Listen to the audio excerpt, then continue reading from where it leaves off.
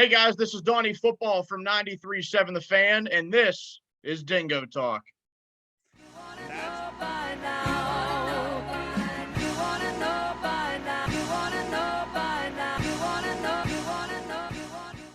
What's going on, Chuckleheads? I am Carlo Guadagnino. This is Dingo Talk. My guest this week, Don Chedrick from The Fan. He's also a big football guy.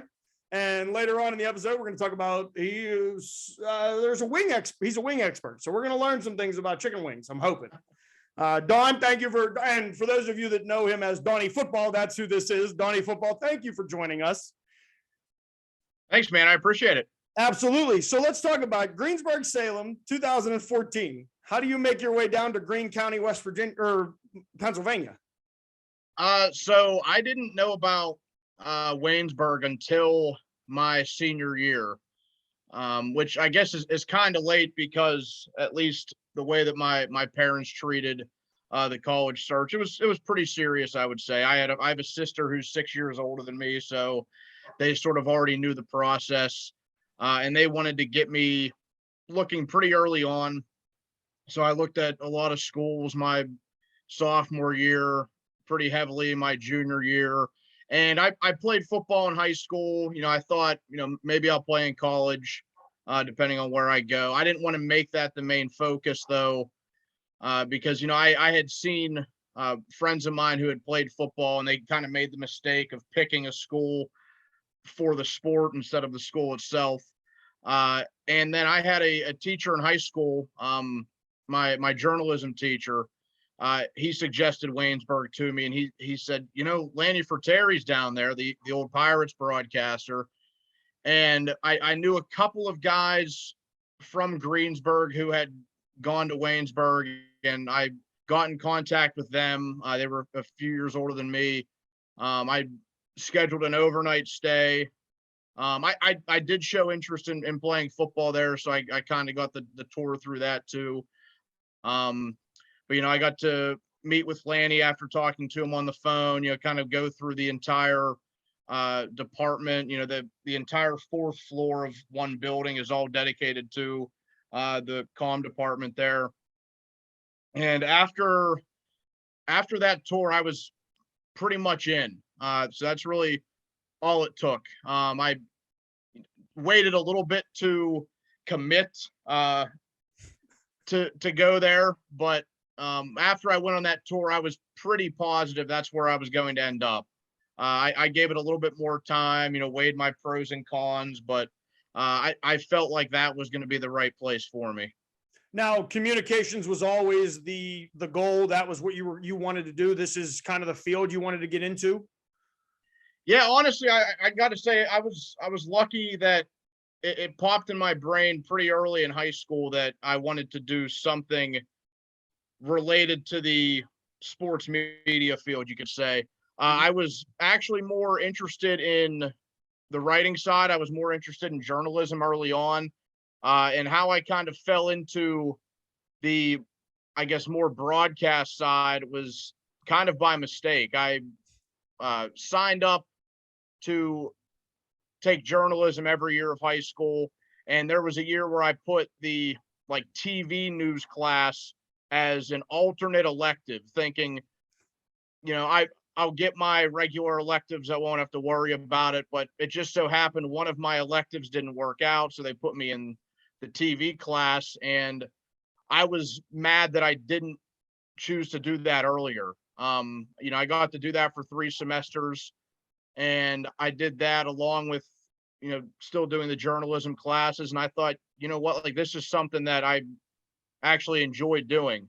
Maybe I won't be on TV one day, or maybe I won't write for some big paper one day, but this is in the wheelhouse of what I want to do. Now, talk a little bit about, so you get to Waynesburg in 2014. Let's talk a little bit about, so you get to campus. What's the experience like so we've had a couple other communications majors from Waynesburg on the show. What is when you guys get there as freshmen, it's not like Syracuse, Northwestern, the big schools where you probably got you got 3 years before you're going to be touching a camera or doing anything. What's it like at Waynesburg when you first get there? It gets you a chance to be pretty hands-on right away. The school aspect, oddly enough, I really enjoyed. I did get there a little bit ahead of time because I was on the football team my freshman year. But once we got into school, I oddly enjoyed it just because the comm classes that I was in, I was like, okay, like I feel pretty good about the decision I made. There were guys in there that I was able to make friends with pretty quickly. It kind of becomes a family up there because you're with all the same guys so often. So we kind of made our own little crew, and any sort of outside elective that we had to take, we would attack those together. But it gives you a chance to do things right away. You have meetings that whole first week of classes, like the syllabus week. And it's for every sort of like club or activity you can get involved with. So like the newspaper has its own night, the campus TV station has its own night, the radio station, so on and so forth. And those three were the ones I was definitely interested in. I got involved in all three of them as quickly as possible. And radio, I would say, definitely caught me the most. I became a fan of that the most because I think it allowed you for a little bit more freedom on air. And on the TV side, I pretty much did stuff behind the scenes for the first year and a half, almost first 2 full years. I wrote a little bit for the Yellow Jacket, the school paper, but radio and TV is what caught me the rest of the way. Now, as I said before, we've had former Waynesburg guys on. They're a little younger than you are, but what was your experience like with Lanny? Because Ed told us a couple weeks ago how sometimes you were good, and sometimes Lanny would, as soon as he hit pause, you knew that, like, oh yeah, I heard it, I got it, I'm here. So what was your experience like? So I would say it's pretty similar. My big piece of advice for really anyone that came through after my class was that you have to have thick skin to go through this industry. And I think Lanny displayed a really good precedent for that, because that was just a sign of things to come. Because if you end up getting to a point where you're a prominent play-by-play announcer, or somebody on TV, or somebody on the radio, or somebody in the newspaper, you're going to get backlash all the time from people. I mean, the haters and the trolls are out there everywhere. So I always thought that was a pretty good lesson that he portrayed, and I don't even think he really did it on purpose. But going through meetings with him were definitely intimidating. Every time I went through that, I always had in the back of my mind, if I can come out of this with anything positive, I'll be happy, because I know he's pretty much just going to rip me to shreds. But like anything, like a sport, like anything you're passionate in and you get coached in, I always thought if he like rips into me, if he gets mad at me, whatever, if he doesn't think I did a good job, I always just thought that shows that he cares.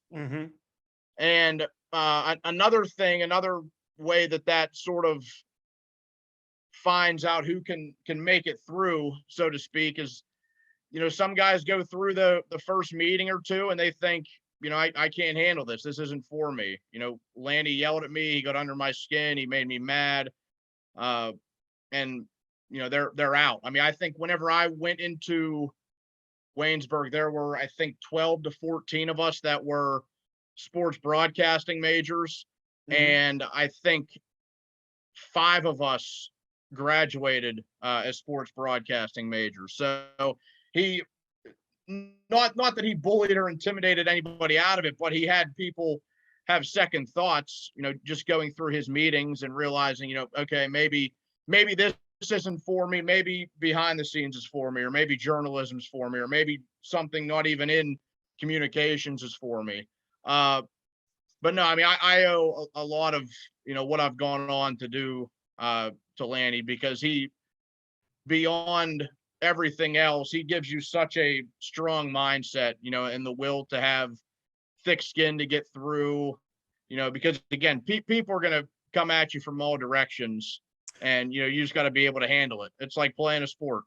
Well, and I think for you, especially being a part of the PM team, I'm sure you deal with more people that have. I know Pony gets it from all ends. So like, I watch him on Twitter and I'm like, man, I don't know if I could handle the people that just like, I feel like he trolls a little bit. Is that true? Is some of his tweets and whatnot, or is he trying to get people like, oh, this is the most, I'm going to watch how people react. He definitely does. And I think Chris Muller describes it in a very good way. He says Pony's the guy that lights the match, throws it into a pile of wood, watches everything burn, and just walks away while everybody else is still standing around it. I think that's a perfect way to describe how he is on social media. And I actually think I have so much respect for how both of them handle social media, because you see your people out there that cannot resist any of the trolls or haters or people that come at them.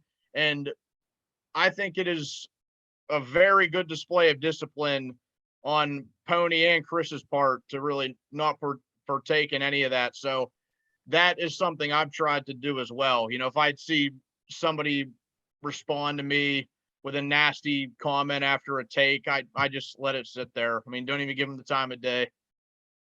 Well, so I as I was looking through your, I did a little creeping down the LinkedIn resume, and we got Trib Total Media. I saw WJPA. I saw very close to where I am here, the West Virginia Blackbears.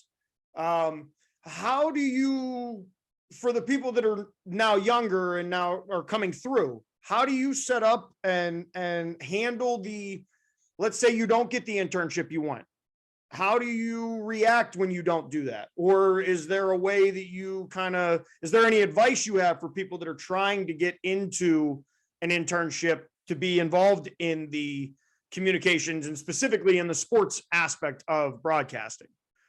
Yeah, I mean, I've never been one to, I know people always say be persistent with somebody if you're trying to get a hold of them. And I've always been on the walking the tightrope with something like that, because it is good to do. But I always have felt personally like, oh man, I'm probably bothering them. And like, now they're definitely not going to get back to me. But you do want to have a little bit of that. But also, just keep kind of scrapping away, keep doing your thing, keep working hard, keep grinding. And I always tried to stay positive about things. I mean, I applied to a bunch of internships or jobs, at both different times. And, you're going to get those rejections, or you're just going to flat out not get an answer, which I know is also discouraging. But I just always tried to stay positive about things, think that, eventually something's going to break my way. And I also think if you get your foot in the door with anybody, make sure you build some positive relationships out of that, because that could also create a first job for you. I mean, I know it pretty much goes for any field out there, but wherever you get your internship with, if you carry yourself well, set a good example of yourself, build a good relationship with your boss or whoever's in charge there, you're more than likely going to come out of it with at least one opportunity, whether that be another internship or your first real job. So last thing about Waynesburg, and then we're going to move into some of those other things that you've done. What would you say what stands out to you? What's the broadcast? What's the maybe it was a class, maybe it wasn't even a broadcast, but what's the thing that stands out to you for communications at Waynesburg? Other than I mean, we know from the past guests we've had, you guys are one hell of a close family, but what is that one for you that when you think of Waynesburg, it's like, I remember that?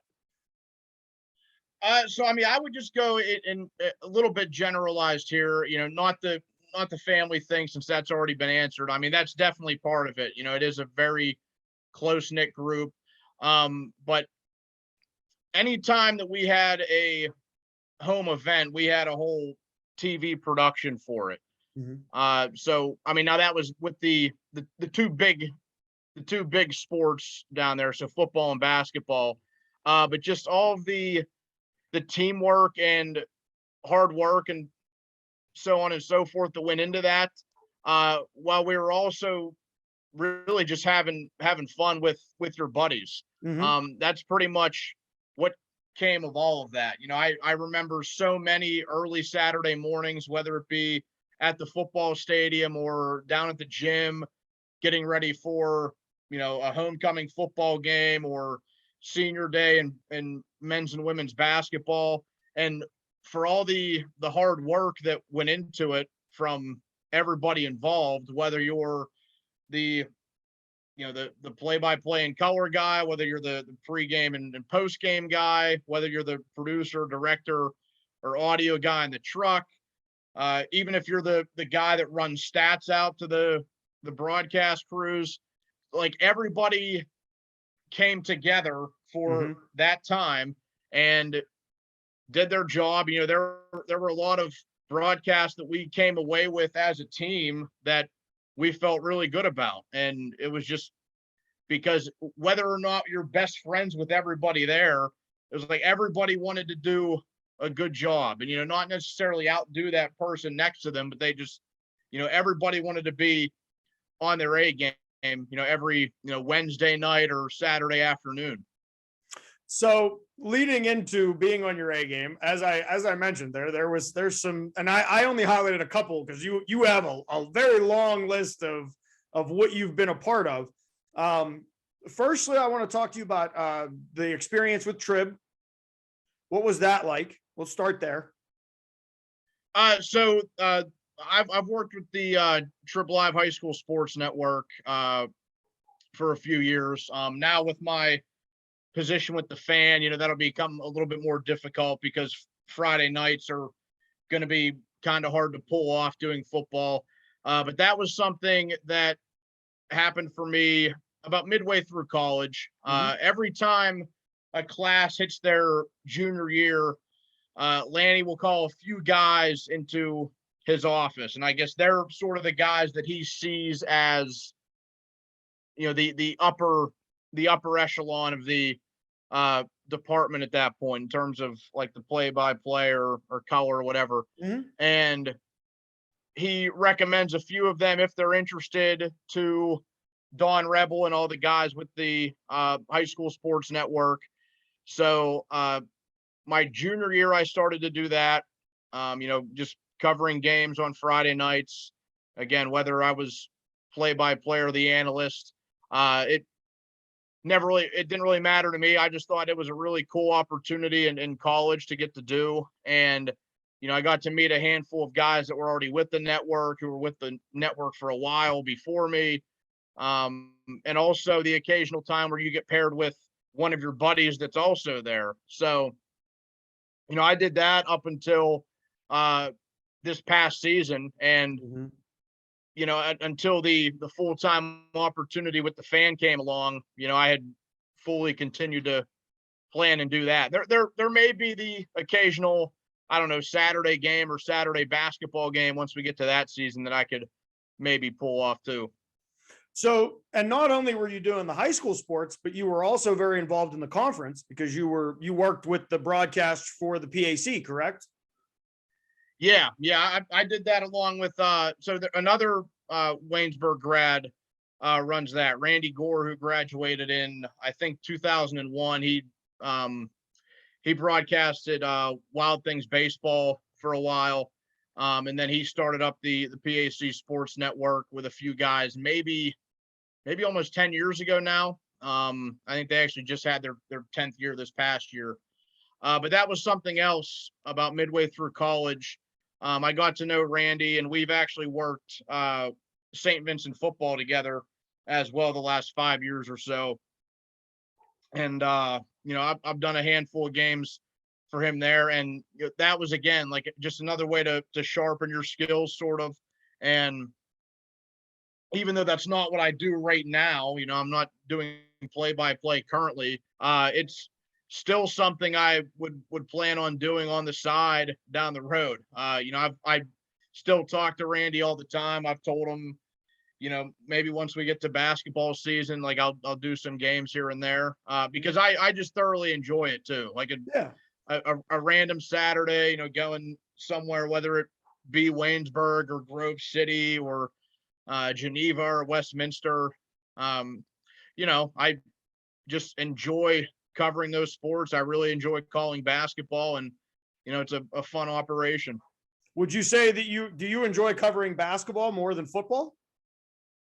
So football is definitely my favorite sport. There's no doubt. I think basketball is easier to cover, especially in terms of play-by-play, just because even though it's a fast-moving game, there's only 5 guys on the court at a given time, and football. I think identifying the tackler in football is one of the harder things to do in broadcasting. Unless it's something that's blatantly out in the wide open, like a sack or tackle for loss. It's pretty hard to find out every little detail that goes into a single play of football. So, I mean, I really enjoy doing football. I normally do color along with Randy. He does play-by-play for St. Vincent. But basketball, I really enjoy because the pace and, it doesn't get too confusing for me out there, even though I'm not an expert of the game necessarily. So you came from, you're in Waynesburg, you drive up I-70, or I-79, connect I-70, you're in Washington, you end up at WJPA for a little bit. What was that experience like?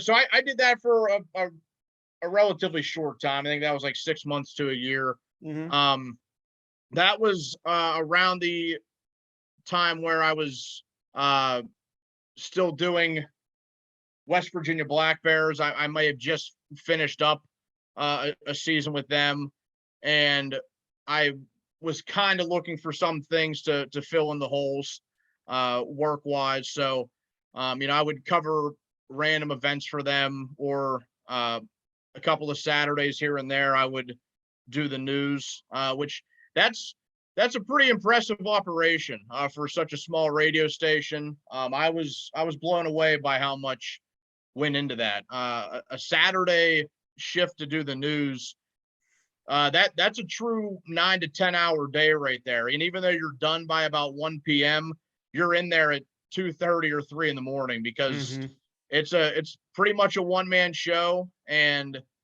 it's a lot more pieces that go into it than I think people realize. I mean, you got to do some things for the website, from what I remember.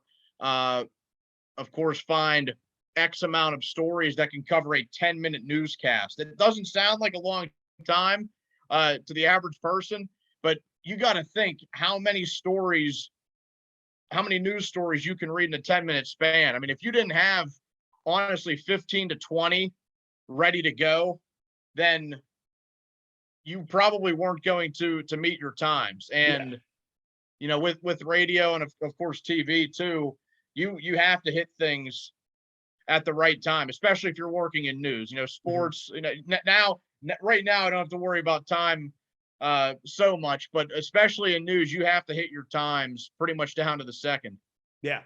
So you mentioned the Blackbears. How does that come about? Because that's not a sport we've talked about with you. We've talked about the 2 major ones. How do you end up coming down and covering some baseball?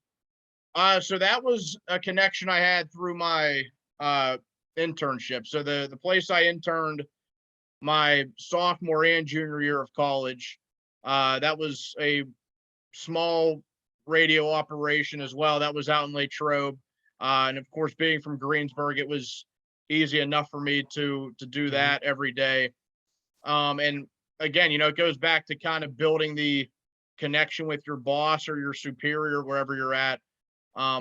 He noticed the work I put in and day out for being an unpaid intern, especially.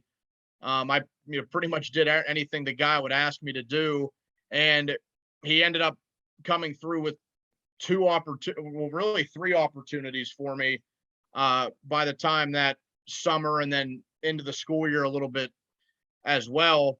He asked me if I was interested in doing the St. Vincent football broadcasts.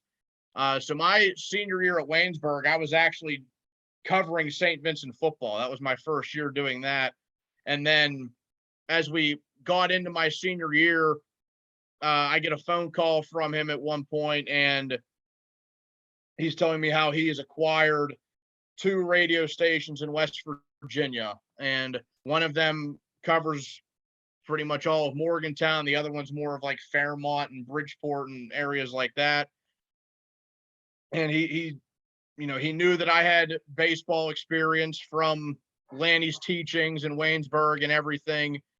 And he said, well, one of the stations we got, they're going to carry Blackbears baseball. And if that's something that would interest you, we would team you up again with Randy, and, you guys would do the games if you want to. And I was all over that because baseball was one that I grew to really enjoy calling in college. And once I started doing that, I was, it was, I was almost in like broadcast heaven early on doing that, just because it was so cool for me right out of school to be in quote unquote professional baseball. Yeah. And you're seeing guys that just got drafted, especially in the Blackbears case, they just got drafted by the Pirates. So I did that for 2 years. The first year had, guys like Travis Swaggerty on the team, who he's had a cup of coffee at this point with the Buccos. And you get to see guys that go on rehab assignments sometimes. JT Brubaker made a handful of starts both years that I did games. Key Brian Hayes played in 2 or 3 series the second year, and I got to get the stories of a lot of these guys. And, it's really cool now, even though I don't cover them anymore. Anytime I see these guys come up, whether it be for the Pirates or whether it be some other player I saw that comes up with another organization, I think, it's, pretty cool. I got to see that guy in his first steps of professional baseball, or whether it be for a short time or not. Now, from the Blackbears and WJPA and the Trib and the PAC and calling games, how do you package all of that and find your way to 93.7 The Fan? So some things went pretty south for me, actually, in 2019. So after that second year with the Blackbears, I had also, with that same radio station down in West Virginia, I did, like, I was sort of like a morning update guy. They had a lot of just canned automated programming, but I did like sports, weather, and traffic updates for them. And, they would just kind of get inserted the old radio way, and they would just play, every 20 minutes or so on the stations. And again, something where early on in radio, not getting paid well at all, but I'm getting up at 3 a.m. and going to the station and working until 11 or noon and doing this. Really enjoyed doing it. And then just financial reasons with the company pretty much put that away. So I found out right around the end of the Blackbears season that I pretty much wouldn't have my position doing the update stuff anymore.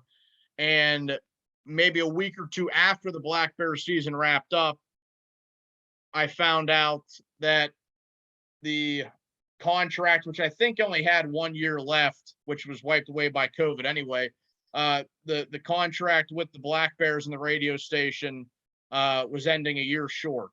Okay. So I was pretty much out on both of those, and just kind of doing whatever, to make things work, because, I'm out on my own. I've been out on my own since I graduated college, and that's whenever I started doing some stuff with JPA. And I had some connections with not necessarily the Fan, but KDKA AM, another professor from college, Melinda Roeder. She does news for the AM side, and I had her whenever she was an adjunct professor at Waynesburg. So I reached out to her just asking if she knew of anything really open there. And she got back to me and said, actually, I think the fan might be looking for some part-time people. Let me get you in contact with some people here. And she was able to do that. And I had some connections through them because there was a very, very brief time when I was on the AM side in college, but that was just for the last few months of college. Okay. Pretty much from January to April, I was producing on 1020 AM. But then once I got the job in West Virginia, I went down there, and now that everything went south there, I'm coming back. So I'm lucky that they were happy with the work that I had done, thinking, yeah, I mean, we could always use an extra hand. So I started part-time then at the Fan in December of 2019. A few months later, obviously, everything in the world pretty much goes kaput. And I'm just working, whenever, weekends, sometimes the 5 to 11 shift, sometimes the late shift after a Pirate game, because they used to have like the real late show that Paul Zeiss would host. And while I did that, I worked with Amazon, which I wouldn't recommend to anybody. By the way, apologies to any Amazon big wigs that might be listening, or Jeff Bezos. But I worked both in the warehouse, and I also started to drive for Amazon. And again, just anything to kind of make it work. All while I'm rolling part-time at the Fan. And then, it wasn't until about a year ago that things started to roll a little bit more in my direction. Now, how does the role start to head, and how do you end up now being Donny Football?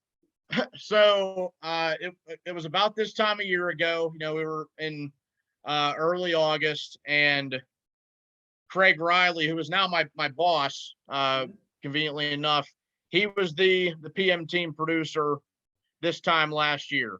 And again, with COVID, everybody had to play it safe anytime somebody got sick.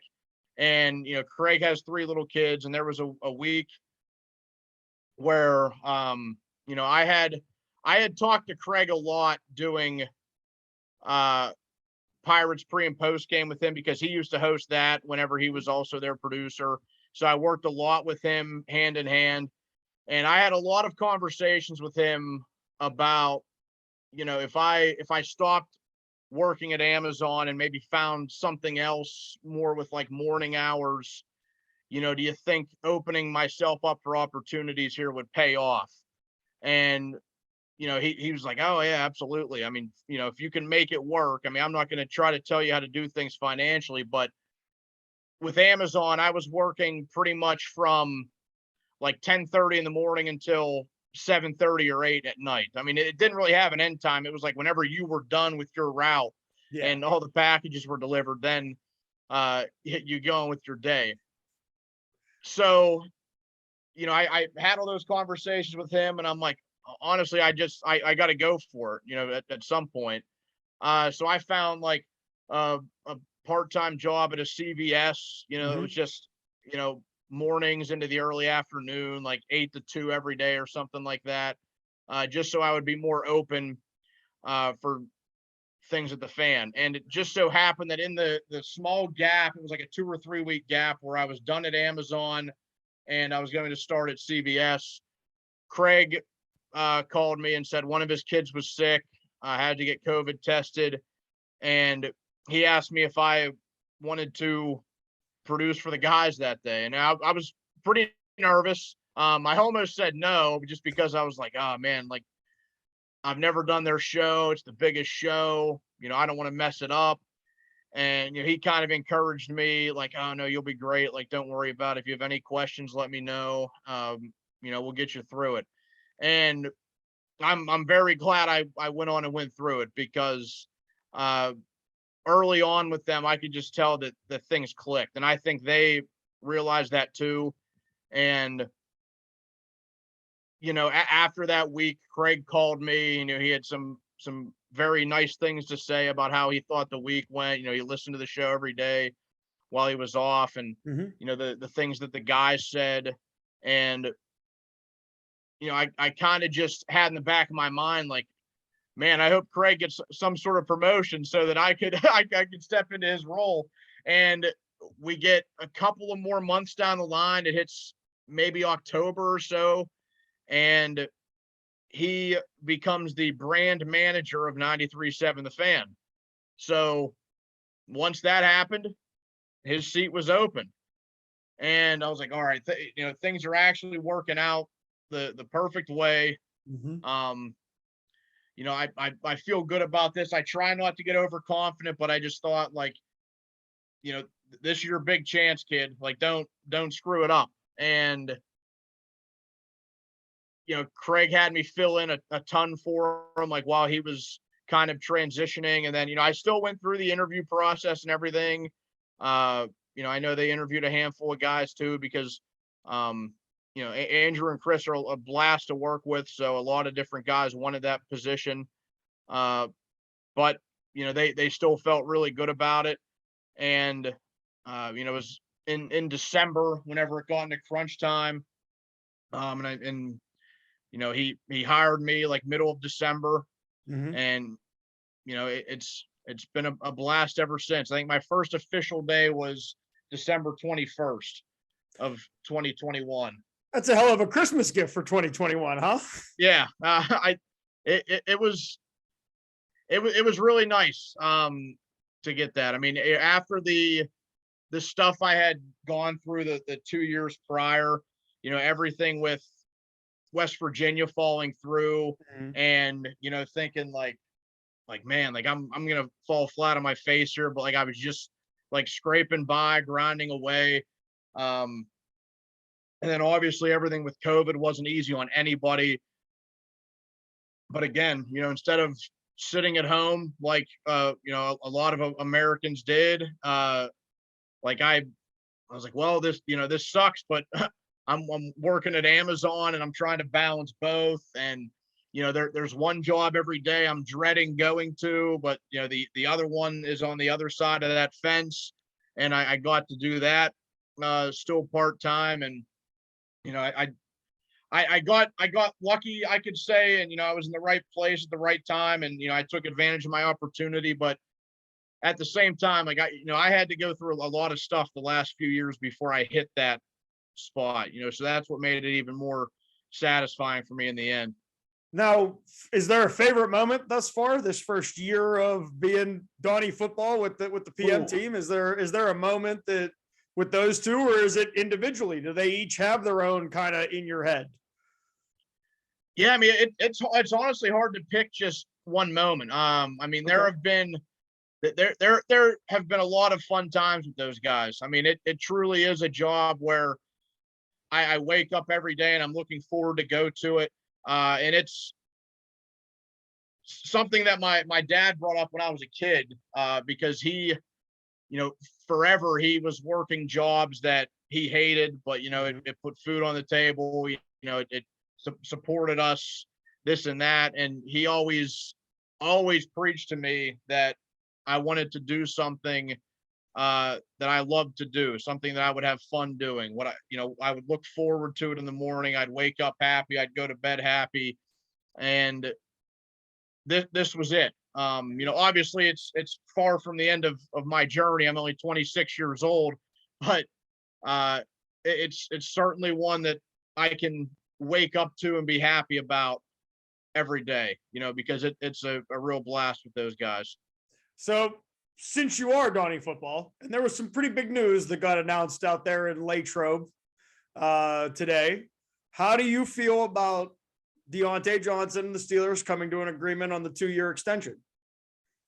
I love the move, especially for the price. I mean, I think Johnson's a really good player. Certainly not in that top tier of receiver. Probably not in the top 10, maybe not even in the top 20. But I thought for a while, once I saw the money that a lot of guys were getting, I was thinking, man, no way he's going to say yes for under 20 million a year. And if they could pull it off, then I'd be happy. And, to pull it off for what, like 18.5 million a year or something like that. Yeah. I think it's good on both ends, really. It didn't lock him down too long, but still 3 more years. So I think everybody can be pretty happy about it. Well, and it opens him up he gets to go back into free agency a couple years down the road. He's still going to be in his prime. I think it's a best fit for both teams. He's had the drop problems. They've had, Ben being on the way out and the arm injury and Mason Rudolph and the changes and everything. With all that being said, and Ben Roethlisberger not being the quarterback anymore and the battle that's going on out there, what are any inside you want to give us prediction wise? How you feeling about the Steelers this year? I think there'll be it'll be a typical Mike Tomlin year. I mean, they're going to battle every single game. Every single one might be a fight though, more than ever, whether they're playing a team that's 10-0 and the top team in the conference, or playing a team that's 0-10 and the worst team in the league. I see them right around 500 again. I think they'll finish 9-8. Okay. If I had to guess right now. I'll be honest. I don't know when we'll see Kenny Pickett, but I do think we'll see him at some point this year. Okay. So now on that, since we went down the quarterback rabbit hole, does Mason, in your opinion, does Mason stay on this roster, or does he end up maybe getting moved to another team for draft picks or what have you? So I think what they're secretly hoping for, now this is all just my theory, I think as things play out around the league in the preseason, if somebody loses their backup quarterback and they're in pretty dire straits when it comes to the guys behind the starter at that point, I would be on the phone the moment it happens if I'm the Steelers, if I'm Omar Khan and Mike Tomlin, because if you're able to get Rudolph to another team for pretty much anything, I think that's a win. I mean, they got Josh Dobbs for a 5th round pick a few years back. I mean, that and looking at that, it seems like a miracle that they pulled that off. But Mason Rudolph is more accomplished than Dobbs has ever been in the league. So if they can get anything, I think that's a win, because it's hard to have somebody that has starting experience on your roster and still a 3rd string quarterback. I think at that point you kind of just got to cut them loose. Yeah, it's hard to justify it. So at the beginning of the show, we introduced you as the producer, football guy. We've covered producer. We've covered football guy, wing expert. I need the story. What is the expertise in the chicken wing? So my wing love has been around for a while. I mean, I've loved chicken wings since I was a little kid. I've gone back and forth on what my favorite food is. I know that the guys brought up on the show one day because somebody oddly wrote them a letter. I still don't know who it is. It's kind of creepy. Somebody wrote them a letter from Greensburg. They had the cutout of my profile from our senior football program, and it said in there that my favorite food was ribs. So the guys gave me a hard time about that I put ribs instead of chicken wings. Ribs are certainly up there for me. My dad's actually making them this weekend, and I'm really looking forward to it. But I mean, the wing love has been there for as long as I can remember. And the notorious wing moment for me, coming with Channel 4, that was back in late January, early February, right around Super Bowl time. I have a friend that works with WTAE. He's a photog for them. And, I know some people called it out like, oh, this had to be a complete setup. It wasn't a complete setup. I mean, I'll say that, because it's not like I was out there seeking him out, like, hey man, like get me on TV or anything like that. But he reached out to a few of us from college and said, hey guys, we're doing this story on like rising beer prices, rising wing prices. and everything leading up to the Super Bowl. I know it's a Friday night, but if any of you guys happen to be free, let me know. And we can make something happen. And just me wanting to help out a buddy, thinking like, I don't want to leave my guy hanging. Like, honestly, man, I'm not doing anything, even though it's a Friday night. And he was like, all right, meet me in the Giant Eagle parking lot in the South Side at like 9 p.m. or 9:30 or something. I'm like, all right. And so, like, to that point, people could say it was a setup, but I didn't script out anything I was going to say. He brought up, what are your thoughts on the rising wing prices? And I went on about how it was devastating. And I used the word devastating twice in the same sentence. That was just all off the top of my head. If I could have scripted it out, it probably would have been something more creative, but no, it was just all, that part was genuine, all off the top of my head.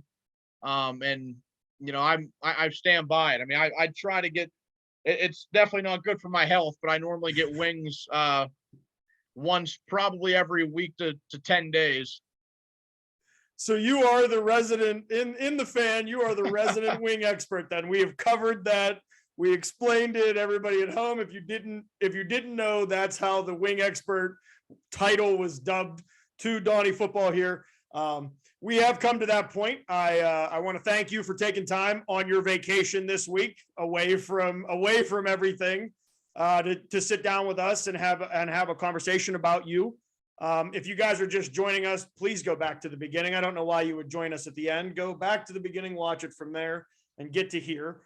You can find us on Spotify, Apple Podcast, YouTube, Instagram, TikTok, Twitter, and iHeartRadio. The only place you have to change what you type in, other than typing in Dingo Talk, when you go on Instagram, you have to put an underscore in between Dingo and Talk, because if you type Dingo Talk in, it's going to show you some wild dogs. And I'm not that. So that's not me. You're going to look for this logo behind me. That's what you're looking for. But Don Chedrick, thank you very much for taking the time, and good luck the rest of the year, I guess. Thanks, man. I appreciate it. You too. And we are here every Thursday, Chuckleheads. So make sure you tune in, hit the subscribe button, follow us everywhere, and we'll see you next week, Chuckleheads.